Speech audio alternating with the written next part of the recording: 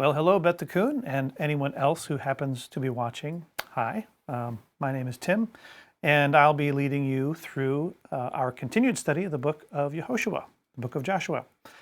This week, we're in chapter 10.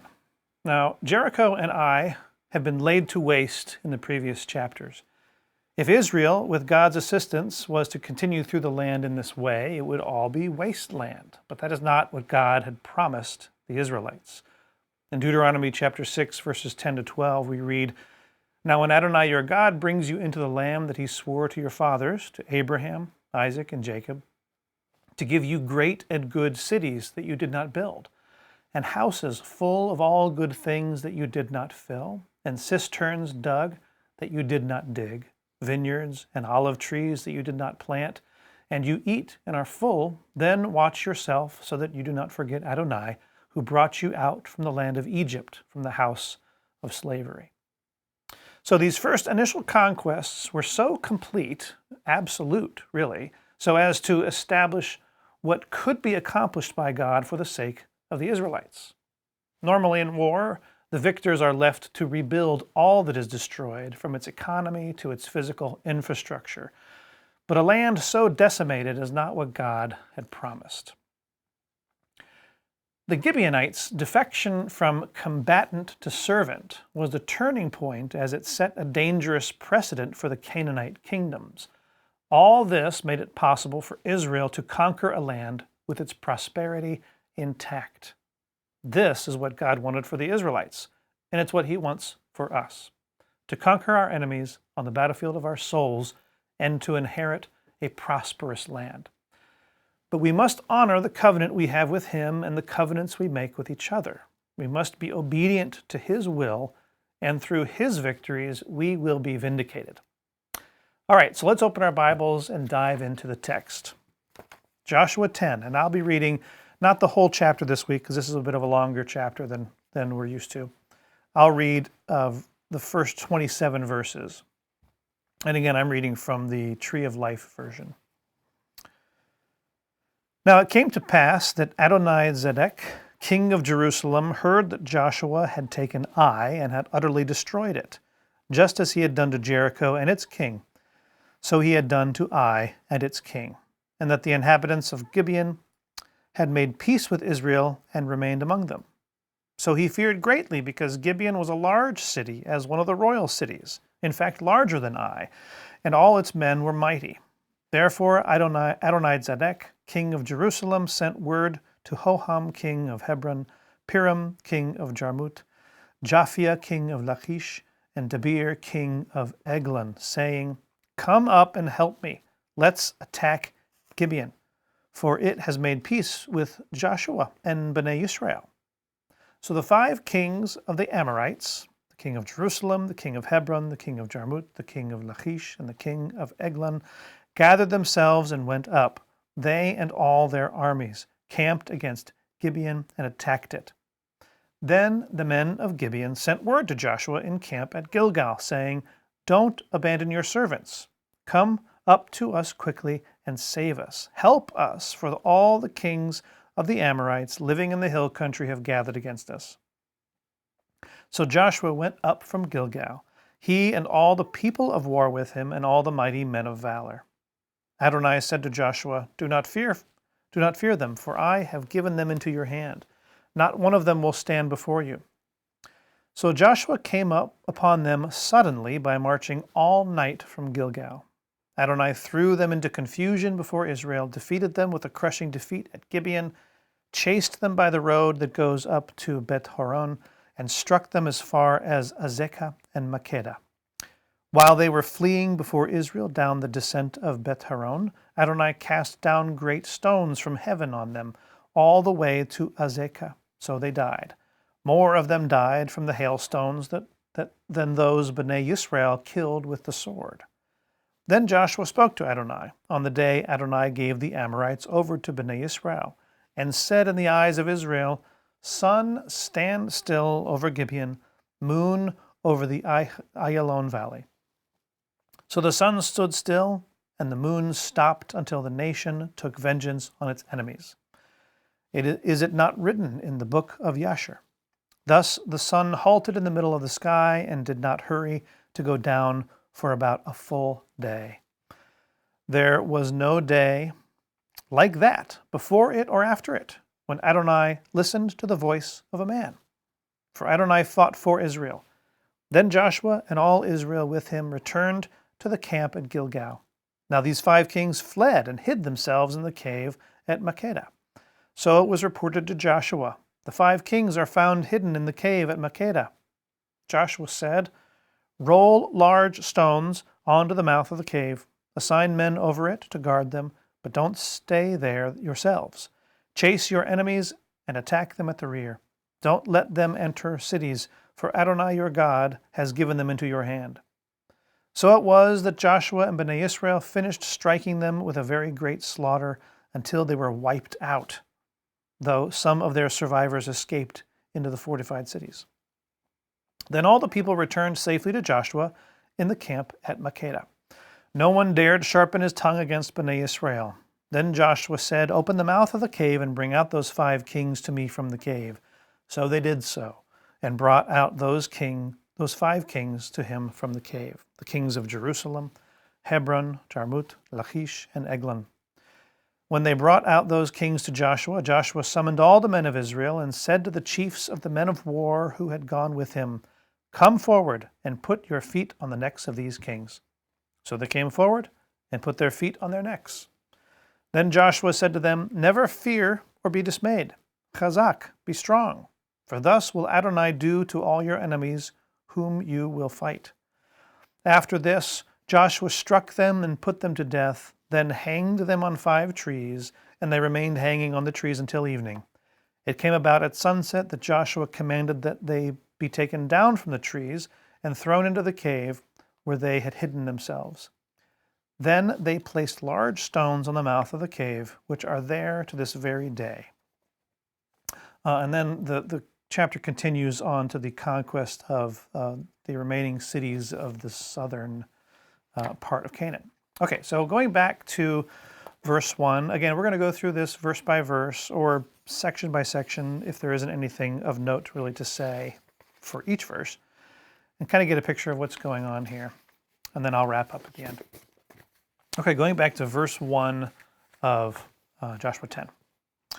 Now it came to pass that Adonai-Zedek, king of Jerusalem, heard that Joshua had taken Ai and had dedicated it for destruction.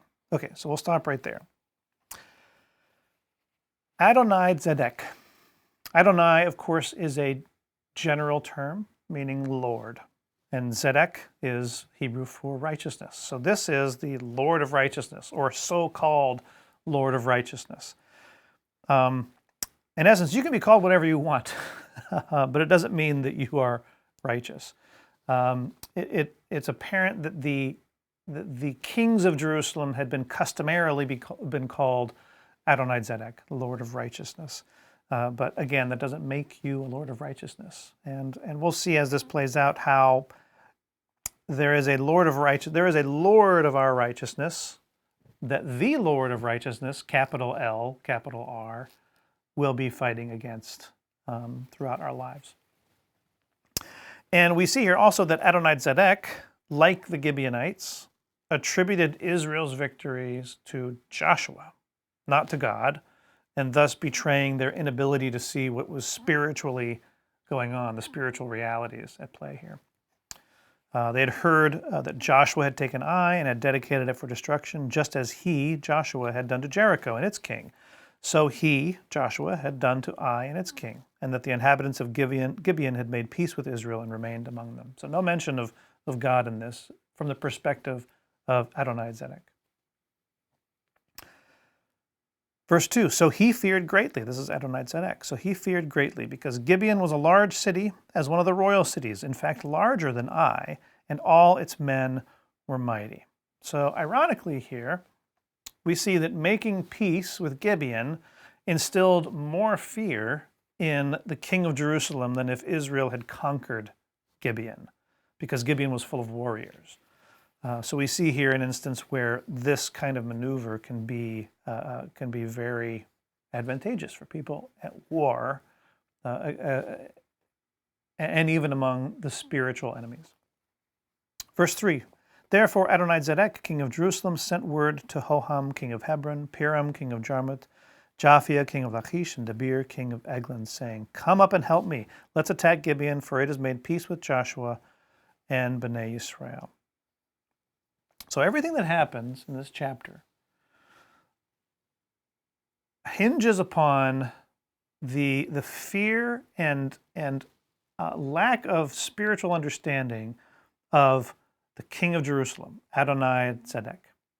Because of his thinking, the way he couldn't understand the reality, he was able to rope in these other kings of the land, and then we see what plays out in the rest of the chapter. So keep that in mind.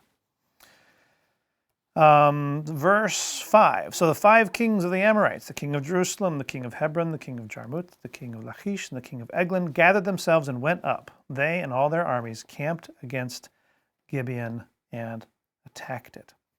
Then the men of Gibeon sent word to Joshua in camp at Gilgal, saying, don't abandon your servants. Come to us quickly and save us. Help us, for the kings of the Amorites living in the hill country have gathered against us. Here's Gibeon now calling on Israel to fulfill its responsibility to help them, right? And if not save them outright, at least to help them. And again, referring to themselves as servants. Okay. Verse 7, so Joshua went up from Gilgal, he and all the people of war with him, and all the mighty men of valor. Adonai said to Joshua, do not fear them, for I have given them into your hand. Not one of them will stand before you. The 5 Amorite kings are so fearful of Israel that they don't attack Israel. They go after Gibeon. And God gathers them up in that way to enable an easy victory, right? So again, the strategies, the tactics of the enemy, God will use against the enemy. Verse 9, so Joshua came upon them suddenly by marching all night from Gilgal. So here we see a miracle. That it only took one night, let alone an entire day, or even a few days, which was more likely given moving a mass of soldiers. This is miraculous. What this teaches us, I believe, is that we should never hesitate to fulfill our responsibilities to others. We have given our word, and we must honor it. And God is rewarding Israel by them honoring their responsibility to the Gibeonites. And he's rewarding them with an easy victory. Moving on to verse 10. Adonai threw them into confusion. Remember that. We're going to touch on that a little bit later. He threw them into confusion before Israel. Defeated them with a crushing defeat at Gibeon. Chased them by the road that goes up to Beth Horon and struck them as far as Azekah and Makkedah. While they were fleeing before Israel down the descent of Beth Horon, Adonai cast down great stones from heaven on them, and all the way to Azekah, so they died. More of them died from the hailstones than those Bnei Israel killed with the sword. Something interesting here I want to share is that it's believed that these hailstones are vintage hailstones. And so of all of the plagues that happened during the Exodus, the hailstones and thunder were the only ones that ceased. The Hebrew word is chadal. All the other plagues ended in some other way. So the thought here is that these hailstones have been suspended since then. They were about to come down, but they stopped. They ceased. And they've been hanging there ever since. So that's just something interesting. Whether it's actual or not is not the point, but I thought that was interesting. What is for sure here is that tying this battle to the defeat of Egypt, an account the Canaanites are well aware of, is another way to instill fear. It is a tactic that is God through Yehoshua, through Joshua, is using to remind them, hey, this is the people of God, the God who helped defeat the Egyptians. So that we know for sure. Verse 10. Then Joshua spoke to Adonai on the day Adonai gave the Amorites over to Bnei Israel and said in the eyes of Israel, sun, stand still over Gibeon, moon, over the Ayalon valley. So the sun stood still, and the moon stopped until the nation took vengeance on its enemies. Is it not written in the book of Yashar, the book of the upright man? Thus the sun halted in the middle of the sky and did not hurry to go down for about a full day. So also interesting. Why did Joshua request this miracle? It isn't apparent in the text why he requested this. The sages say that he did so because the next day was Shabbat, and Joshua would have had to stop his pursuit if he came upon Shabbat while in the midst of this battle. So it was daytime for however long it took. It was Friday for however long it took the Israelites to take vengeance on its enemies, and the estimate is about 36 hours that took place. Going back here, the book of Jasher, your translation may say, the book of Yashar, the upright man. Sefer HaYashar, the scroll of the upright, is believed to be an unknown book, perhaps of poetry or a lost book. But some ancient rabbis actually believe that it's a nickname for the Torah. So that's something interesting to consider there too. Moving on to verse 14. There was no day like that before it or after it, when Adonai listened to the voice of a man, for Adonai fought for Israel. Then Joshua and all Israel with him returned to the camp at Gilgal. Verse 16. Now these 5 kings fled and hid themselves in the cave at Makkedah. Anyone working in opposition to God and his will, no matter how significant or numerous or strong a force they may appear to be, are ultimately cowards. They're ultimately cowardly, whether externally or internally. Anything that we're battling internally, it has its root or its default in cowardice. So remember that. Verse 17. So it was reported to Joshua, the 5 kings are found hidden in the cave at Makkedah. Verse 18. Joshua said, roll large stones onto the mouth of the cave, assign men over it to guard them. Verse 19, but don't stay there yourselves. Chase after your enemies and attack them at the rear. Don't let them enter their cities, for Adonai your God has given them into your hand.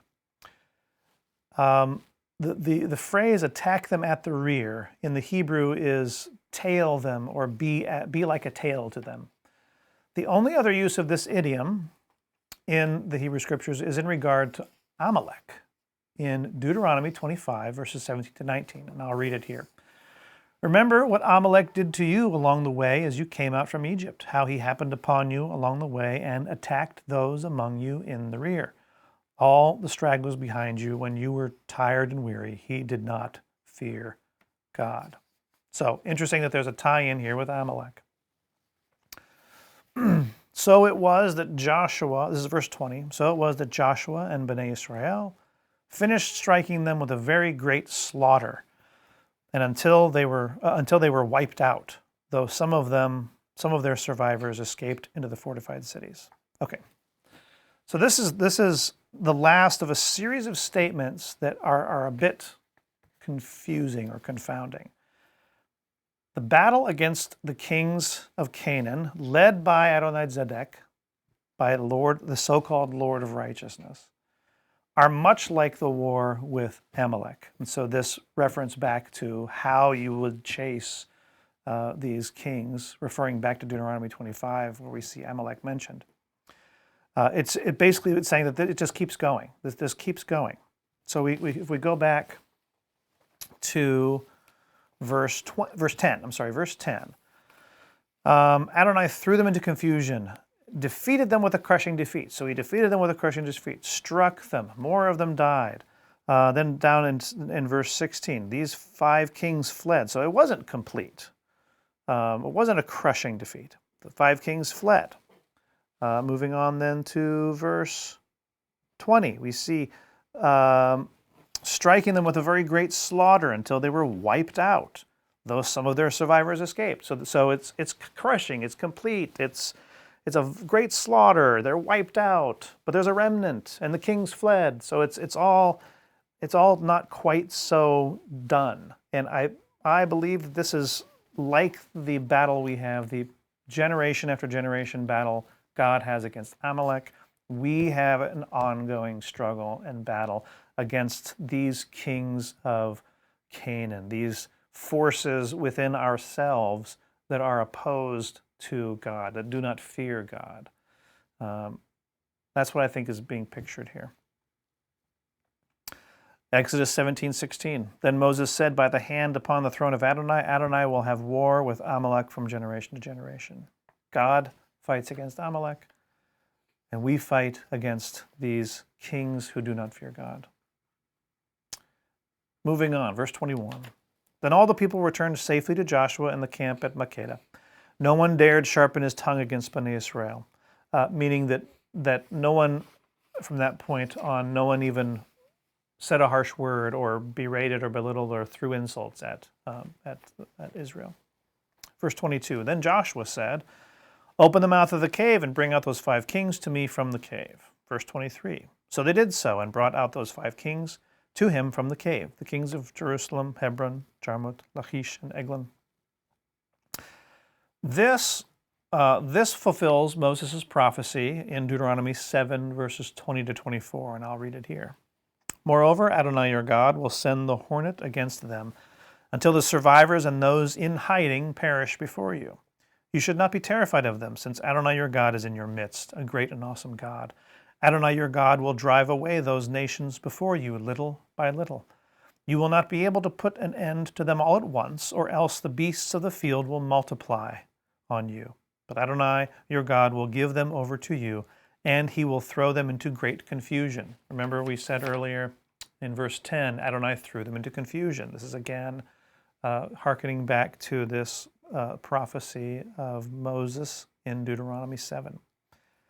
Until they are destroyed, he will hand over their kings to you, and you will blot out their name from under the heavens. No man will stand up to you until you have destroyed them all. Again, going back to the point of God wanting to give, promising to give the people of Israel a land that has cities and infrastructure and all these things that they did not have to build or plant or dig. This is an intentional conquest of the land little by little. Because if it was all wiped out and Israel can't instantly occupy all of the land, the livestock will overpopulate, the weeds will grow, like everything will be out of control. But here we see this is going through gradually, and it's all very much intentional and orchestrated by God. It's brilliant. Verse 24, when they brought out those kings to Joshua, Joshua summoned all the men of Israel and said to the chiefs of the men of war who had gone with him, come forward and put your feet on the necks of these kings. So they came forward and put their feet on their necks. By doing this, by instructing the men of war to do this, Joshua is showing the nations that this is not just Joshua's doing alone. Again, we see through the Gibeonites, through Adonai-Zedek, king of Jerusalem, they're attributing this to Joshua, right? They're saying, Joshua. What he's wanting to do in this act, in this command, is to show that it is not Joshua's doing alone, but it is the work of the united men of Israel. Instead of Joshua doing this, expressing that they are under his feet, these kings are under his feet, he wants to make them even lower, that they are actually under the feet of Israel itself. Verse 25, then Joshua said to them, never fear or be dismayed, chazak, be strong, for thus will Adonai do to all your enemies whom you will fight. So again, we see here, Adonai is fighting, and we are fighting as well. Verse 26, after this, Joshua struck them and put them to death, then hanged them on 5 trees, and they remained hanging on the trees until evening. Note here that their deaths are the reverse order of Yeshua's. They were in a cave, then they were brought out and killed, and then they were hung, presumably on a tree, on a pole, something made of wood, versus Yeshua hanging on a tree, dying, and then being put in a cave. So just something interesting to compare there. There may be something more there if you look. Verse 27. It came about at sunset that Joshua commanded that they be taken down from the trees and thrown into the cave where they had hidden themselves. Then they placed large stones at the mouth of the cave, which are there to this very day. So something to note here, we look back in Deuteronomy chapter 21, verse 23, and it states this. His body is not to remain all night on the tree. Instead, you must certainly bury him the same day, for anyone hanged is a curse of God. You must not defile your land that Adonai your God is giving you as an inheritance. So the love that they had, the people of Israel, the love of and obedience to God was greater than any hatred they may or may not have had for their enemy. Maybe they didn't hate their enemy at all; they just defeated them. So Joshua, so they're obeying this command to take down these bodies and bury them before too long. Joshua is also taking advantage of how this surely demoralized the surrounding city-states, preventing anyone from mounting an adequate offense against Israel, and then ultimately saving many lives. So this is also another brilliant move by Joshua. Then that was 27, verse 27. Then from 28 to 43, we have the city-by-city conquest that finishes out the chapter. And we first start with Makkedah. We start there, of course, because that's where the 5 kings were being harbored in a cave.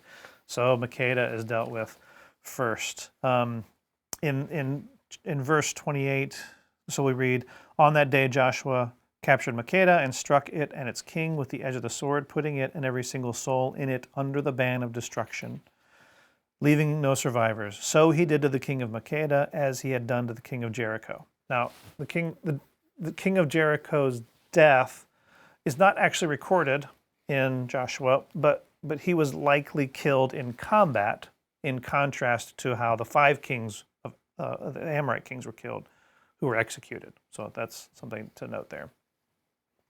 From Makkedah, we move on to Libnah, from Libnah to Lachish, from Lachish to Gezer, and then to Eglon, and then to Hebron and Debir, and that brings us all the way down to verse 40. So Joshua conquered the entire country, and by entire country we know that means the southern kingdom, so not the entire land of Canaan, but the entire country there, the hill country, the Negev, the lowland and its slopes, with all their kings. He left no survivors, but he put everything that breathed under the ban dedicated for destruction, just as Adonai, God of Israel, had commanded. So putting everything that breathed under the ban, or destroying everything that breathed, was following God's instruction. This wasn't Joshua just being, bloodthirsty. This was in obedience to God. Thus Joshua defeated them from Kadesh Barnea to Gaza, all the country of Goshen, as far as Gibeon. Thus Joshua captured all those kings and their lands in a single stroke, because Adonai, God of Israel, fought for Israel. Then Joshua and all of Israel with him returned to the camp at Gilgal. Okay, so when we honor our covenant with God by our obedience to him, he will give us the land, redeeming it from the influence of forces opposed to him, forces that are ultimately cowardly. Again, the battle against these kings of Canaan, led by so-called Adonai-Tzedek, Lord of Righteousness, are much like the war with Amalek. It just keeps going from generation to generation. The kingdom of Yeshua may be here and now, but the battles still need to be fought until the end. So don't let your guard down. I would like to end by reading Philippians chapter 3, which speaks of the vigilance we must maintain and the proper perspective we should have if we are to be victorious. Philippians 3. Finally, my brothers and sisters, rejoice in the Lord. To keep writing the same things to you is not troublesome for me, but for you it is a safeguard. What he's saying here is they're having a lot of the same issues over and over and over again. It's not troublesome to him, but it is for them a safeguard.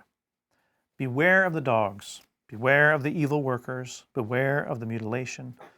For it is we who are the circumcision, who worship the Ruach HaKodesh and glorify in King Yeshua, and have not depended on the flesh, though I myself might have confidence in the flesh also. If anyone else thinks he might depend on the flesh, I far more, circumcised the 8th day of the nation of Israel, from the tribe of Benjamin, a Hebrew of Hebrews, in regard to the Torah, a Pharisee. As for zeal, persecuting Messiah's community. As for the Torah righteousness, found blameless. So he's describing himself as essentially a Adonai Tzedek, a Lord of righteousness. But whatever things were gained to me, thus I have considered as loss for the sake of the King. More than that, I consider all things to be loss in comparison to the surpassing value of the knowledge of King Yeshua, my Adonai, my Lord. Because of him I have suffered the loss of all things, and I consider them garbage in order that I might gain the King and be found in him, not having my righteousness derived from Torah, but one that is through trusting in the King, the righteousness, the tzedek, from God based on trust. My aim is to know him and the power of his resurrection and the sharing of his sufferings, becoming like him in his death, if somehow I might arrive at the resurrection from among the dead. Not that I have already obtained this or been perfected, but I press on if only I might take hold of that for which King Yeshua took hold of me. Brothers and sisters, I do not consider myself as having taken hold of this, but this one thing I do, forgetting what is behind and straining toward what is ahead. I press on toward the goal for the reward of the upward calling of God in King Yeshua. Therefore, let all who are mature have this attitude, and if you have a different attitude in anything, this also God will reveal to you. Nevertheless, let us live up to the same standard we have attained. Brothers and sisters, join in following my example and notice those who walk according to the pattern you have in us. For many walk who are enemies of the cross of the King. I have often told you about them, and now I am even weeping as I tell you. Their end is destruction. Their God is their belly, and their glory is in their shame. They set their minds on earthly things. For our citizenship is in heaven, and from there we eagerly wait for the Savior, the Adonai, Yeshua, the King. He will transform this humble body of ours into the likeness of his glorious body through the power that enables him even to do all things in subjection to himself. We know, of course, that he will put all things under his feet. Another reference to what's happening here in Joshua 10. All right, so we'll end there for this week. Thank you for listening, and bless you all, and may he make us all into the people he wants us to be. Shalom.